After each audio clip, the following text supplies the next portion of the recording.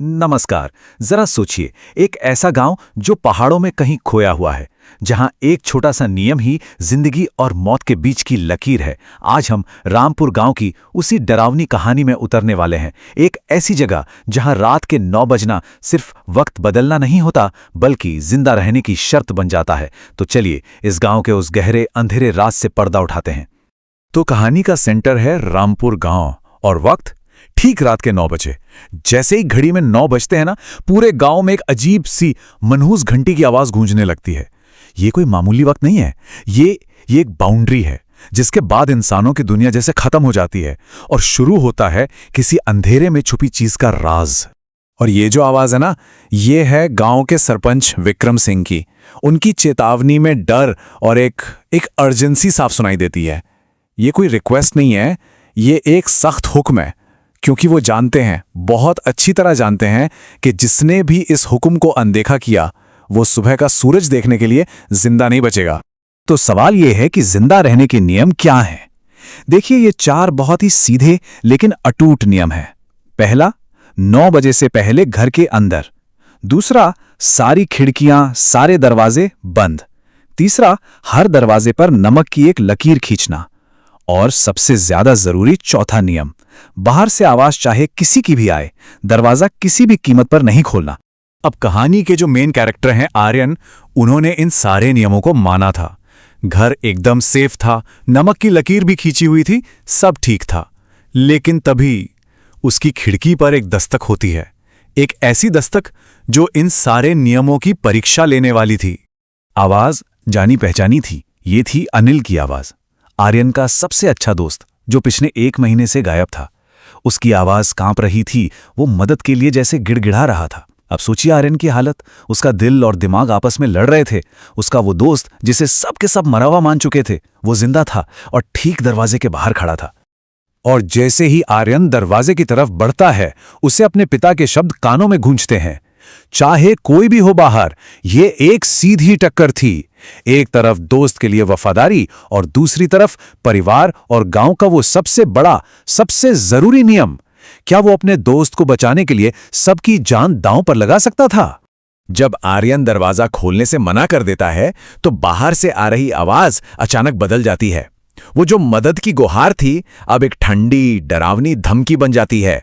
दरवाजा खोल दो, नहीं तो तुम्हें पछताना पड़ेगा।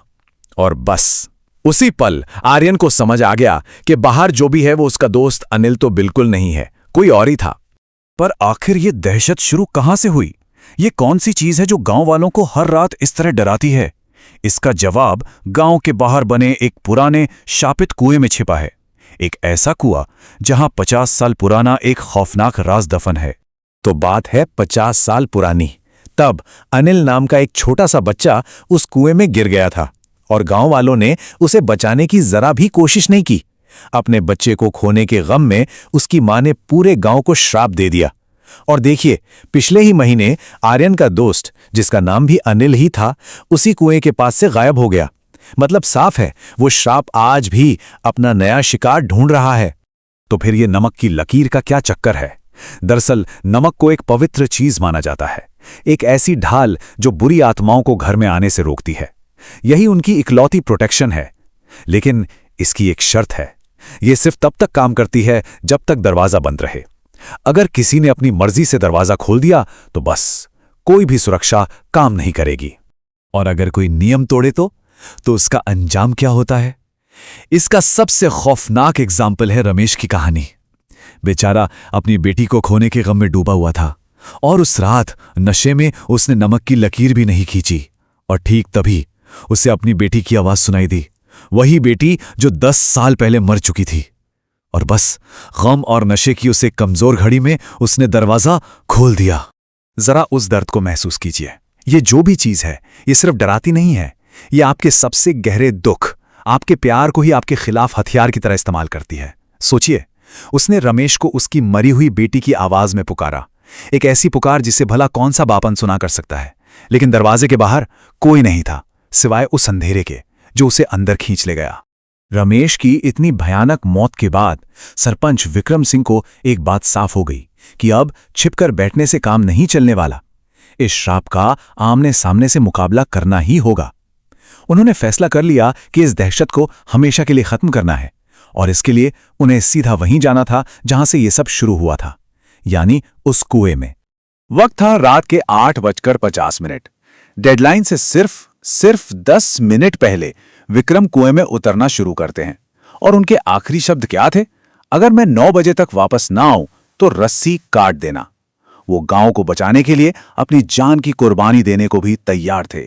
और जैसे जैसे वो कुएं की गहराई में उतरते गए, उन्हें एक ठंडी कांपती हुई आवाज सुनाई दी। ये उसी कुएं की आत्मा थी जो उन्हें वॉर्न कर रही थी, यहां मत आओ, तुम भी यहीं रह जाओगे। लेकिन विक्रम रुके नहीं, वो चलते रहे। जब वो कुएं के बिल्कुल नीचे पहुंचे तो वहां पानी नहीं था, वहां सिर्फ एक बच्चे का कंकाल पड़ा था। ये वही पहला अनिल था जिसे 50 साल पहले मरने के लिए छोड़ दिया गया था। वो श्राप अब एक दुखद हकीकत बनकर विक्रम के ठीक सामने था। फिर उस आत्मा ने विक्रम का सामना किया, लेकिन उसकी आवाज में सिर्फ गुस्सा नहीं था, दर्द भी था। उसने पूछा, उन दर्दों का हिसाब कौन देगा? ये कहानी सिर्फ बदले की नहीं थी, ये न्याय की मांग थी, उन लोगों के लिए जिन्हें भुला दिया गया था। और ऊपर वक्त रेत की तरह हाथ से फिसल रहा था। 8:58 हो चुके थे। आर्यन घबराकर चिल्लाया, पापा, सिर्फ 2 मिनट बचे हैं। टेंशन अपने पीक पर था। क्या वो वक्त पर बाहर आ पाएंगे? 8:59। ऊपर खड़े लोग अब उम्मीद लगभग खो चुके थे, लेकिन तभी ठीक जैसे ही 9 बजने की वो मनहूस घंटी बजनी शुरू हुई, रस्सी में हलचल हुई। विक्रम ऊपर आ रहे थे, बिल्कुल आखिरी सेकंड में। उस रात के बाद रामपुर गांव हमेशा के लिए बदल गया। श्राप टूट चुका था। अब 9 बजे के बाद कोई दस्तक नहीं होती थी, कोई डरावनी आवाज नहीं आती थी।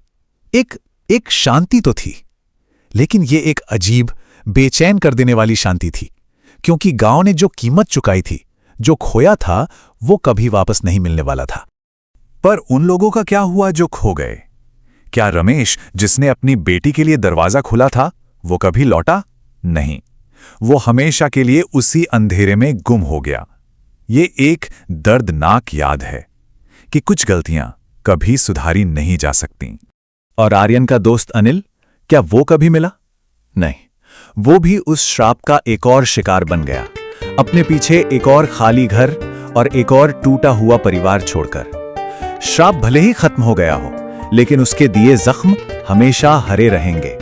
रामपुर की कहानी हमें एक बहुत बड़ा सबक सिखाती है। यह सिर्फ एक भूत प्रेत की कहानी नहीं है, यह हमारे कर्मों की कहानी है और उनके उन नतीजों की जो कभी नहीं मिटते। यह हमें याद दिलाती है कि कभी कभी हालात चाहे कितने भी मुश्किल क्यों ना हो जाएं, कुछ दरवाजे हमेशा बंद ही रहने चाहिए।